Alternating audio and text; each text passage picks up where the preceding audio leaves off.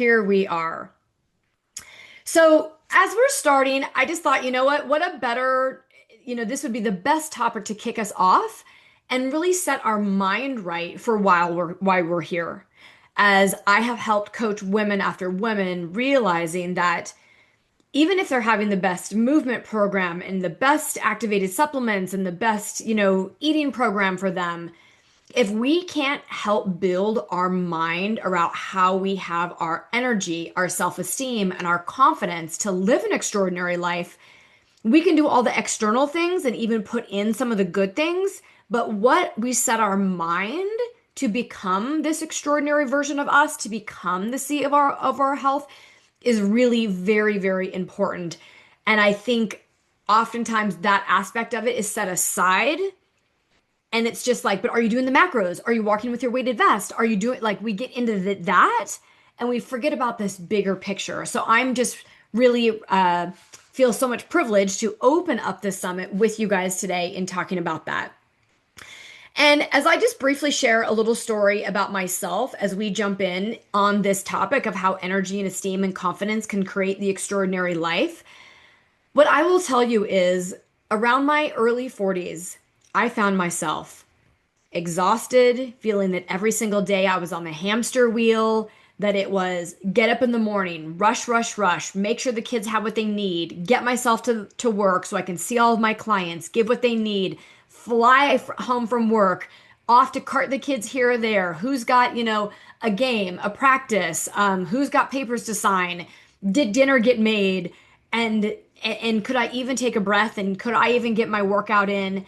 And around that same time, we brought my in-laws in to live with us and taking care of them. I was, not to say the least, I was very exhausted. And I also was thinking, is this what life is supposed to feel like? Is this what I'm supposed to be like? And if this is the best that it is, what do I have to look forward to in the future? Right? It was just a point for me of, I was surprised that I didn't have this kind of, zest for life that I maybe once did. So in that, I thought, you know what? If if I don't take control of my life, right, if it's up to me. Because not I was going to the doctor at the time, and of course, what did the doctors tell us most of the time throughout our 40s and 50s and 60s is you're fine. And that became my mantra of my four-letter word because I found myself saying it all the time to my kids. I'm fine. To my husband, I'm fine. I never wanted to ask for help. I never wanted to reach out. I never wanted, like, maybe somebody else knows the answers. Like, Kelly, let someone help you. Don't like sift and sort through this alone. So I started reaching out to people that were experts. Like, how can I help improve my health? But I really realized that if it was going to be, it was up to me. It wasn't the medical community. It wasn't a book I was going to read, although books and podcasts and all of this are great. It really was going to be me. And I also knew at that time, again, just running around trying to take care of my household and take care of businesses and take care of our finances, I was running on everybody else's time. It was everybody else's agenda. It wasn't my agenda, right? And so I'm giving you permission over the next couple days to put yourself first. This is your permission slip to come home to yourself, to start really meeting other women in here and collaborating and remembering that you can imagine, we stop dreaming, right? And imagine a life feeling alive and vibrant. And so when someone asks, how are you doing? The word fine doesn't want to come out of your mouth, which I know is so easy, wants to pop out of each of us is, I feel really great today. Thanks for asking. I feel fabulous today. Thanks for asking. And I would bet to say that most of the time, those aren't the current words that are coming first to mind out of your mouth most of the time. And for you, by the end of this weekend, I want it to be. I want you to be able to say that because as I've done this for me, I went from, I'll say, about 41 to now 53, 12 years of digging deep, getting better, getting better. And it really became very, very apparent to me that it was accumulation of two things. Me saying yes to myself over and over and over again, and not oh, I'll put my thing aside and go take care of you because you need me to, right? Whether it's a family down the street that needs food, whether it's my kid that needs me for that second, is I became a better version of me as a mom by putting me first, and then I could fill my cup for everybody else, right? When my cup was full, I could pour back into everybody else. And the second thing is I really decided that I didn't want to be stranded on a desert island doing this myself. I wanted to be with women that want to live an elevated life because I was seeing way too many conversations of, oh yeah, I have this. Oh yeah, I have that. Oh yeah. And I'm like, I don't want to be a part of that conversation because that goes back to what's common, right? We hear commonality all the time.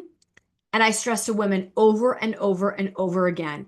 Like I started to say to you guys, it may be common, it is not normal. But we're the ones in those conversations that have to step up to say, actually, that's not normal that you're feeling that way. Actually, gaining 10 pounds around the middle doesn't have to be normal. Actually, waking up at 3 a.m. every morning doesn't have to be normal. But if we just jump into those conversations and act as if it is, we're not raising that consciousness and raising the level in community to tell women you can have a kick ass life. You can feel fabulous. So let's take a look at what you're doing. And it starts with our mindset. So, you guys, I just thank you so much for being here as we pour into you. So, this is really the wake up call that I was telling you about. And I hope it is a wake up call for you guys is we live in a culture that teaches women to be exhausted. And we call that normal. That was me at 41. I thought literally that was just going to be my life. And it was going from not only having little kids to then raising kids, families, then taking care of the aging parents, right? In that sandwich generation. And then when would I ever put me first? And seeing people so sick in my physical therapy practice, I knew I couldn't wait to live my life one day. I couldn't wait until I'm retired to finally get control of my life and feel great. Because what we're doing today is what's showing up in 10 and 20 and 30 years. But we've all been programmed to be everything for everyone else. And we call that love. And I thought it was. But that's not love, that's conditioning. And again, I did not want to teach my kids that that was normal. So we can't live extraordinary lives from ordinary energy. So, really, I'm going to spend time helping you guys figure out how do I create this energy? How do I live in this energy? And how do I make sure that every single day I'm showing up as that version of myself? So, what I like to start with is energy is leadership.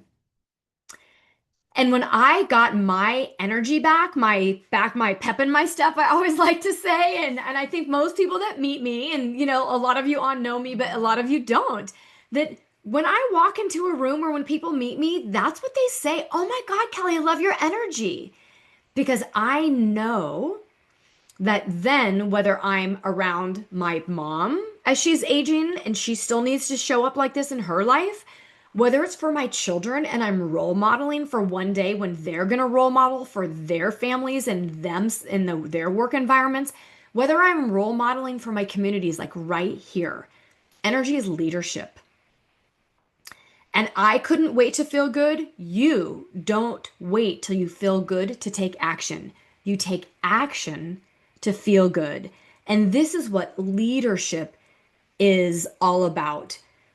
And instead of the leadership of, well, I'll take care of everything for everyone, right? Leadership is, I take care of myself.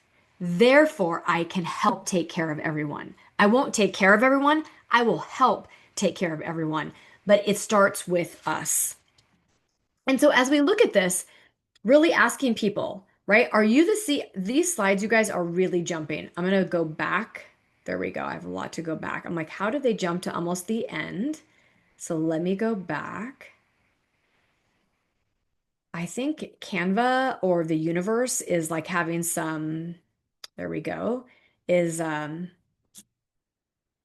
this has been happening for the past couple days with every single presentation. So it's all good. It's the energy. So here's the energy equation I want all of us to think about. When we're looking at this energy equation, energy flows, right? Everything that you want, whether it's better health, whether it's more money, whether it's stronger relationships, it requires energy. And this is something that I've been sharing a lot with the membership that Heidi and I have been in is that energy flows, but in order to have something flow, it's got to move in and out and in and out. You look at the ocean, we look at rivers, we look at the wind, we look at trees, like things come and go and come and go. So, in order for you to have the energy to pour out, you need to bring in energy. And energy isn't found. That's what a lot of people think. They're like, I'm just not an energetic person. Or I don't feel energized today. Energy is generated. So before we move on to that third phrase there, I want to talk about generating energy. One of my mentors that I spent a year with in a mastermind is Brendan Burchard. If anybody knows Brendan Burchard, put a two over in the chat. He talks a lot about this is the power plant. We are the power plant.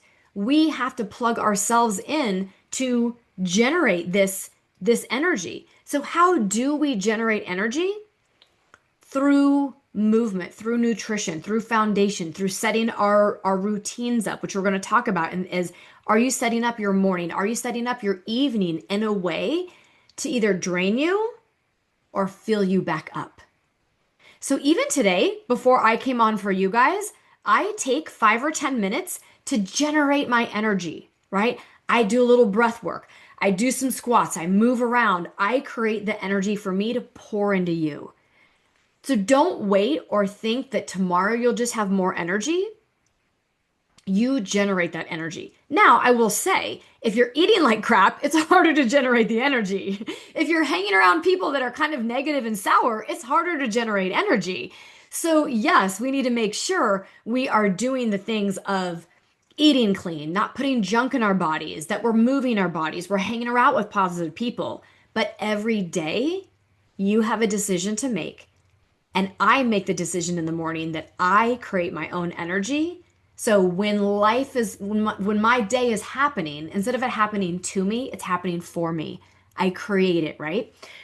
So when you align through that with that energy, when you align, then your thoughts, your emotions, and your actions make you become magnetic. Magnetic to your children, magnetic in the workplace, magnetic maybe in a volunteer position, magnetic because you're building, I don't know, maybe a nonprofit that things start coming to you.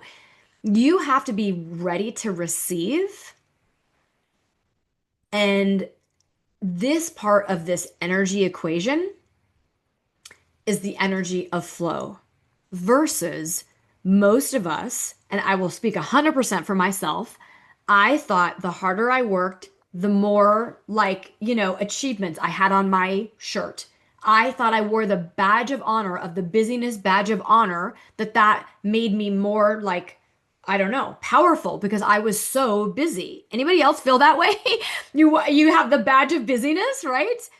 Well, the badge of busyness literally took me to exhaustion, and that was Groundhog's Day. And that was when I really had my aha moment one day on the side of my bed in my bedroom, bawling my brains out. My husband's like, "What do you need? What can I do?" And I'm like, "Nothing."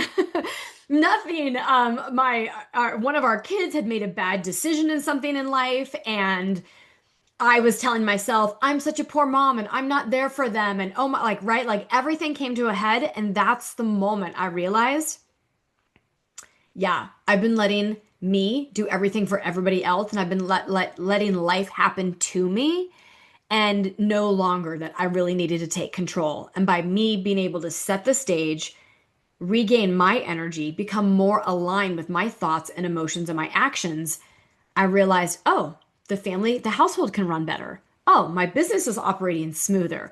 Oh, people are much happier. Like, this is interesting. And that's what I'm going to ask each and every one of you is, where are you in that stage of your life, right? Are you still in the just busyness grind? Because if you are, you're not even thinking about generating energy. You're not even thinking about aligning with your thoughts and emotions and actions. Like, what do I want? Because really, I think we've just lost the love of dreaming. If we see ourselves 20 years from now, what do we want that version of ourselves to be? We just spent, Heidi and I got to spend some time with the ladies in the membership thinking about that question, and I'm asking you guys right now, are the actions and the behaviors that you're doing today going to get you to that beautiful person that you're going to become in 20 and 30 years from now? And the answer for a lot of people is, oh, I'm not sure. And so we'll take a little like, measurement of that. But here's the other thing. I came from a kid somehow a pretty high self-esteem. My mom had me in like camps and stuff of leadership from me being young. And I found myself, being the captain of this and, in student government in high school and president of my sorority because I just didn't have that self-esteem block or limiting beliefs as far as what I was capable of. However, when I became an adult and I started feeling like I needed to fit into the box of the world, I lost myself a little bit. And this young girl that had all the self confidence and self esteem in the world suddenly was questioning that. It really hit me hard as I went through a divorce and my self esteem took a big plummet again. Today, you're like, there's no way, Kelly. I promise you. On the outside, it may not have looked like that. On the inside, I was shattered. And even though it was my decision to even leave at the time, I still felt like I failed. I failed society. I'm another statistic. What will happen to my children? Right? Like you go down this. So, our self esteem, your permission, the permission to believe you're worthy of more. I had to tell myself, I am worthy of having a relationship that somebody loves me unconditional and is going to pour into me and raise me up and not tear me down. I had to believe I was worthy for more, and that even though I was running a hospital thinking like, oh, that's the pinnacle of your career, Kelly, it was awful, right? There was no happiness and joy. Everything was like chaos. The corporation was like, we're not making the money, budget cut. It wasn't even about patient care then. I'm like, no, I'm worthy for more. I can do more. I can leave what society thought because it was like, oh, you're going to be the youngest CEO of this hospital. Yeah, that wasn't the path I wanted for me, even though society said that's what you should be. But it took a lot of self-esteem for me to say, I don't want to be the CEO of a hospital. People would have thought that's crazy to be able to walk away from that opportunity. And this is what I really want you guys to understand about self-esteem. Self-esteem isn't ego, but it's remembering your inherent value. And I thought if I had this confidence, then like it was more egotistical. And sometimes when we're relating male energy versus female energy, or think of the role of a man versus a woman, we've maybe seen gentlemen have this big ego and have this, big self-esteem, but they're really riding on their ego. But I want you ladies to understand it's letting go of the ego, right? It's completely letting go of what others think, believe, what we want to look like from the outside, and really remembering it is our inherent value. But confidence is built on self trust, and self trust grows from keeping the promises to yourself. Heidi and I were, I don't know, it's maybe a month or two ago that we were just chatting because another person that we follow, if you guys love this gentleman, his name is Ed Milet, and he had a segment that he was talking about on keeping the promises to yourself. Because how many of you guys, right? Throw it in the chat for me. I don't know. Say yes if you've ever said, okay, this week I'm going to start working out every day or 5 days a week. This week I'm getting in my 10,000 steps every day. And then you didn't do it. Drop it in the chat. Has that ever happened to you? Yeah. And then let me ask you this. When you don't do that, does that then you're like, do you feel better or worse about yourself? We feel worse. Like, oh my God, I said I was going to do it. I didn't do it. Ugh. Oh my gosh, I said I was going to send out these emails and I didn't do it. Every time you break a promise from yourself, a little bit of your self-confidence and your self-trust goes down.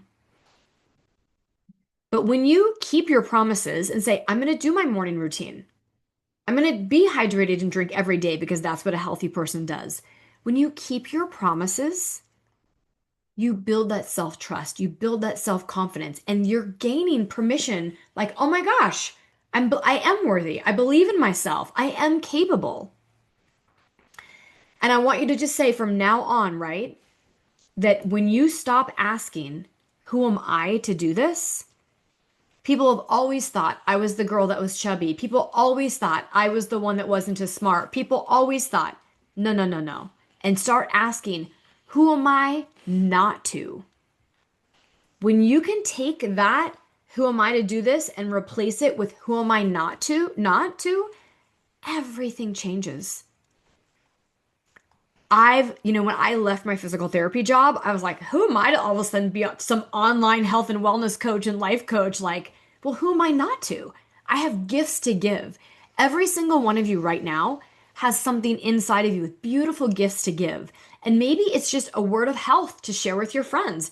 Maybe it's something that you've been sitting on of an idea that you want to do. Maybe you just haven't gone to your boss to say, I've got this really great idea. Because you keep thinking, well, who am I? I don't know. No one in my family ever succeeded. Nobody was an entrepreneur. I always was in middle class. I always had averaged health. So I'll just stay here versus changing that question, giving yourself permission to believe and saying, who am I not to? Like, hell yeah, I can do this. Who am I not to? And that's for each and every one of you guys will absolutely shine. And with this, I want you to say, I have the confidence, the courage to take aligned action. And when I say you've got the confidence and courage to take aligned action, let me give some examples before I even read you those quotes. You might be going out to lunch with girlfriends and you're going to a restaurant that you know might not have the best food choices. So before you go, you say, I have the confidence that I'm a healthy person and I just make the best choices I can with what I have. So instead of going there and just saying, like, well, I'm out to lunch with my girlfriends, they're all eating this, I'll eat it too. It's you've already made the choice in your confidence and you're going to take aligned action to eat that right food. Maybe the confidence is you're at your kid's sporting event and there's like, I don't know, right? The kids seem to have to be there like an hour before the game's going to start, 2 hours before the game's going to start. Believe me, I know, how many times you drive back and forth and back and forth. And you could say like, oh, I didn't get my workout in. I didn't get my steps in. I didn't get my walk in. I didn't get my little, push for the day because I just had a carpool all day long. Or you could say, you know what? I'm going to just stay put and ask somebody else to bring my other kid over to the field for me or take them home for an hour so I can just stay put. And during that time on the field, I'm going to get my steps in. I'm going to do my little routine that I do of 15, 20 minutes. Because you have the confidence and the courage to take aligned action, which means maybe you're asking for other people for support. Maybe you're telling your kid they're just going to have to sit and watch the next game and wait for you for a half an hour. Heaven forbid a kid waits for you, right? Or maybe you're going to have to tell your mom, hey, mom, I only have 5 minutes on the phone today, not 30 minutes. That was a big one for me. My dad is now past almost 17 years, actually, just now 17 years. And I, to this day, 17 years later, talk to my mom almost every single day. And in the beginning, I talked to my mom maybe twice a day, and sometimes for a long time on the phone.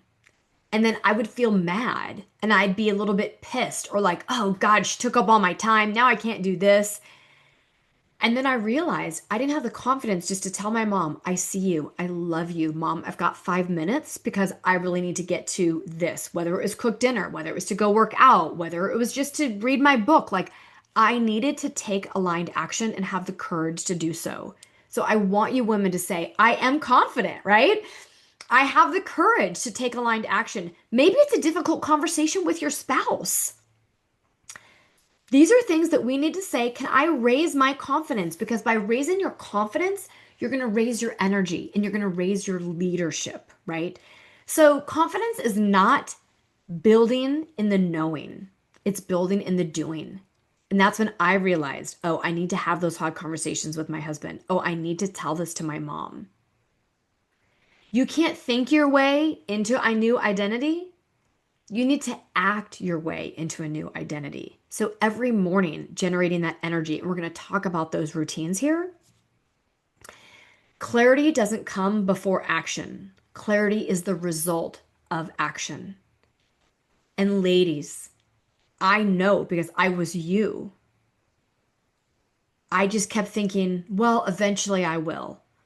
Well, if I do it long enough, I'll become. It just won't be for me. I'll always be this way. It's just not my life. And I had to replace, whether it was through Dr. Joe Dispenza, whether it was my friend Lita who introduced me to this whole world, whether it's now my beautiful friend and mentor Kathy Heller. But I want to impress upon you that your energy, your confidence, your self esteem lies in your hands that you have today. And I want you, I'm giving you the permission and the courage to take that aligned action. So let's talk about the morning routine. If you've known me for a hot minute, you know me. I say if you win the morning, you win the day. And that is like guaranteed true. Because if you don't win the morning and your morning is chaotic, you just started with coffee and you ran out of the house and you didn't like set your intention for the day. You didn't have the right mindset. You didn't generate your energy. You didn't fuel your body. Then there is slim chances you're going to win the rest of your day if you don't set yourself up for winning the day. You lead your day, we don't chase our day. Leaders are born in this flow and calm, not the chase and the grind. Don't react, instead act. Activate. When you activate yourself, you activate your body with breath. You activate your mind with goodness. You activate your cells, right, with the proper nutrition. So think about these three things. When you wake, we wake with intention. No phone, 20 minutes, maybe an hour, right? But you need to ask yourself when you're waking up in the morning, maybe even before you get out of bed, who do I want to be today? What energy do I want to show up with? Whose lives do I want to bless? Ask yourself that question and set an intention. Move your body. Now, some of you might be early morning people. This is where Heidi and I differ. Heidi is up at 4:30 a.m. and Heidi's going to be at that 5:30 yoga class. I will not be getting out of bed at 4:30 in the morning to do my yoga practice. I will do it a little bit later. But what I do when I wake up in the morning is I move my body. Even 5 minutes, the research is showing, can shift your state. Whether you pick 4 yoga stretches, whether you stand on your biplane, maybe you do some push-ups and sit-ups, whether you go for that morning walk. Get the body moving because your mind, right, and your mood and your intention gets generated through moving your body. And then the third thing is you've got to set a moment to nourish your mind. Whether you're going to do a gratitude journal, whether you're going to pray, whether you're going to do affirmations, whether you're going to meditate. The brain through neuroplasticity is constantly learning and it's constantly memorizing. It's constantly reprogramming. So you have to know that if you're accidentally saying negative thoughts, having negative actions, being constantly in a rush, you're programming your cells over and over and over. And if you don't intentionally think of new thoughts, then 95% of the thoughts that we have every day are the same thoughts we've been having every day. So you have to intentionally pour into yourself, nourish your mind of what you want. I never, ever did this, any of these three things, until I hit about probably 43. That my 41 was my crisis, and probably I finally started really changing because it was such a habit of I woke to a crying baby. I woke to somebody needed me and it was just reaction mode, right? Mom, where's my lunch? Mom, where's this? Like my, husband like, "Oh, we're late. Did you whatever it may be, it was reactionary." And my life started to change when I created the morning routine for me. And even if all of that together takes you 3 to 5 minutes, ladies, it will change your day and it will change everything else to come. So as we have a morning mantra, I just want you pick one, right? Here's one to start. So today I choose to be energized, confident, and in flow, right? So say it with me. I know I can't hear most of you, right? You're all muted, but say it out loud to yourself. And if you're somewhere where you can't say it out loud, just say it under your breath or in your mind. Ready? Here we go. Today I choose to be energized, confident, and in flow. One more time, a little louder if you can say it out loud. Ready? Today, I choose to be energized, confident, and in flow. You don't have to pick this, but you do need to have something. What is your mantra that you fall back on that is so memorized without even saying it, you say it? Not only do I have my mantra for the morning, but whenever I am starting something, I'm making a phone call, I'm going to my next event, I'm going to be presenting, I have my mantra that I say to myself to clear my mind of everything else to pour into and be present with what I'm doing. Because, ladies, we've lost our presence. It doesn't mean if we have 5 minutes with somebody or 5 hours with somebody, it's the ability to find presence. So our day goes, and what happens to our day? We try to do our best. Who says yes? In the middle of the day, I'm trying to do my best. I don't know what number we're on. Maybe just drop a 4 in the chat. Like, you just throughout the day, I'm like I set my morning. I'm pretty good, and as the day unfolds, we're doing our best. But now here comes night. So this is our second big pause to take control back. It's our evening reset. In our evening reset is going to protect the asset. The asset is you. Many of us are finding ourselves, putting our head on the pillow after a long day just because we've wiped the counters, finally brushed our teeth, and we're on the pillow. Versus, did we finish things of the day by 7 o'clock? Did we choose to wind down in the next hour of what was going on in the house? Have we set the intention to whoever lives in your household? It could be a friend, it could be a parent, maybe it's still your children, maybe it's your dogs, I don't know. To say, hey, every night at this time, I'm winding down. I want you to respect that. If you need me, if there's something important, my dogs don't listen. If there's something important, like, can we have this discussion before 8 o'clock? Because after 8, I'm going to read my book. I'm going to wind down. I'm going to journal. You have to protect what's going on. And then by 9 o'clock, I'm using these times as whatever times. You guys need to put it like as a wind down for you. The lights in the house go dark. You start closing up everything. The house gets cooler. You're preparing your body for wind down. How you close your day determines how you start the next day. Because your body wants to go and hit that pillow and go, oh my God, my bed is luxurious. My pillows are amazing. Oh, I feel like a queen. I'm going to sleep so beautifully. And allow your body to get into the deepest sleep, to have the most great REM sleep so that you can repair. This is when all of your neurotransmitters are being reprogrammed and developed. Your body's cleaning out all the trash. Your brain is working overtime. But if you just hit the pillow and you didn't have that wind down, chances are you may have been in bed for 7 to 8 or 9 hours, but if you look at actually your ability to sleep, more of your sleep is going to be in light sleep, stage 1 or stage 2. You're going to be missing out on how much time is in deep and REM sleep. It's not the amount of hours you're in bed or asleep, it's the quality of deep and restorative sleep that determines if you're going to feel well rested and vibrant in the morning or not. So, setting up your morning routine and then setting up your evening routine. And what I found is I could never get an evening routine because I never told anybody in my house. So whatever time people were coming in, turning on lights, making food, it just was. And I just thought like, oh gosh, then I just won't be able to go to bed till everybody is quiet and calm. And sometimes that meant 1 in the morning. That didn't serve me. So I want you to say you have the confidence, you have the clarity to tell those people in your household, I have an evening routine and this is what I'm going to do. So as you reset yourself at night and you're kind of calming back down, ask yourself, did I live, right? We want to reflect. Did I live as the CEO of me? You are the CEO of you in your health, in your life, in everything about it. It starts with you.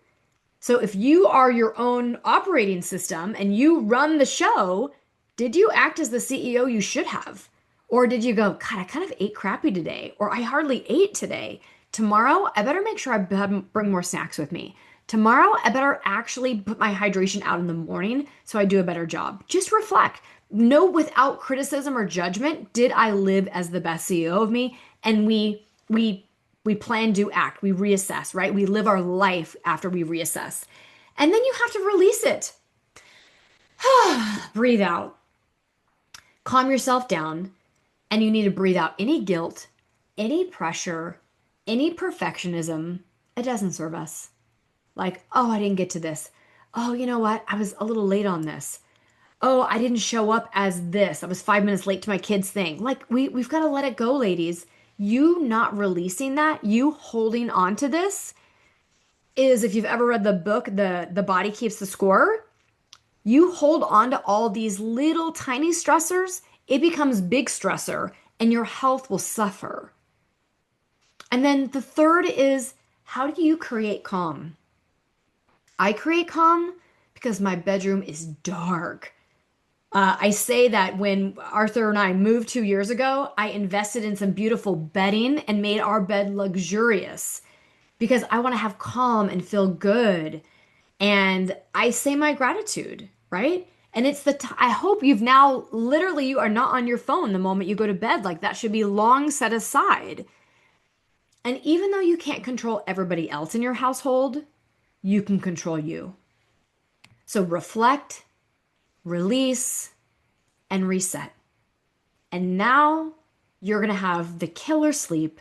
You're going to wake up ready for your morning routine and saying, oh my gosh, like, I don't know, I'm just starting to feel extraordinary again. So as we move forward, right, you guys have been seeing black and white and now you're seeing color. I want you to, this is what I want you back in your life. I want you to bring the color back in your life. I felt like I was living in black and white. Like if people ask me about my life, my emotion, like how I saw things on a scale of 0 to 10, I was a 4 through 6 girl. Like I wasn't really, really sad. I wasn't really, really happy. I wasn't really, really, right? Like either end I didn't have. And one day my husband was driving to San Diego from Orange County down to San Diego. And there's a point in Oceanside. You see the ocean and it's so beautiful. And he calls me and he's like, can you go out on the balcony? There's the most beautiful sunset. Can you see it? Like it's so gorgeous over the ocean. And I was like in the middle of doing something that I thought was important, like the dishes or something. And I'm like, okay, great, thanks. Click. I'm like, oh my gosh, I'm not living. Like, oh my gosh, pausing, taking that a moment, enjoying that sunset. It's so beautiful. And so, activating your life becomes the bridge between knowing and becoming. I started to know a lot of things, but I wasn't becoming them. I wasn't stopping until I slowly made my 4 to 6 range of emotions and feelings and being present and living into life into 3 to 7, into 2 to 8. And now having that whole spectrum of emotions and feelings and presence, my life is so much more vibrant. Now, when things are sad and really hard, are they even more sad and hard? They are. But feeling the feelings is so good. So I want you to say, I'm going to activate my life. I'm going to become this best version of me. I'm going to activate by being that bridge between knowing, which, ladies, I'm sure every single one of you has a lot of knowing in your brain, and you've got to make that transition into becoming, letting that untether. So extraordinary lives require extraordinary energy. Activation is about aliveness and not more tasks. Every choice is a chance to elevate. So I want you to be sure you are asking yourselves, am I bringing in this energy? Am I activating my aliveness? Am I putting down my to-dos? Am I putting myself first? As I'm wrapping up with you guys, I want you to have whatever affirmation suits you, right? Energy is my responsibility, and I am fully capable of creating this. So just say it with me, you guys, quickly here, right? Energy is my responsibility, and I'm fully capable of creating it, right? One more time, if you can be loud, if there's anybody in your house, be loud. I don't know. Energy is my responsibility, and I am fully capable of creating it.